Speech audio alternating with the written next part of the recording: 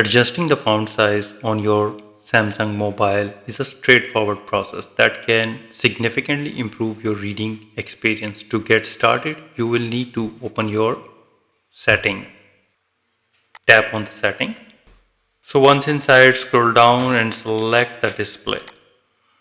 And then look for the option labeled font size and style. So on this screen, you will see a slider at the bottom. Simply drag the dot to the right to make your text larger or to the left to shrink it, like this one.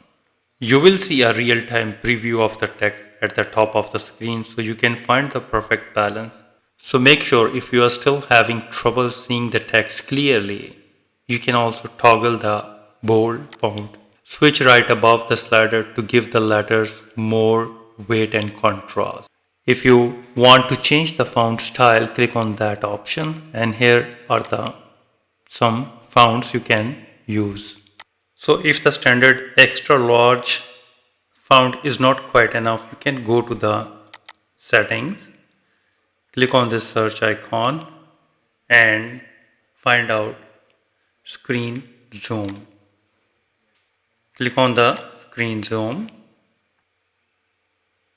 Click on the screen zoom and here you can zoom in the text for the high contrast fonts.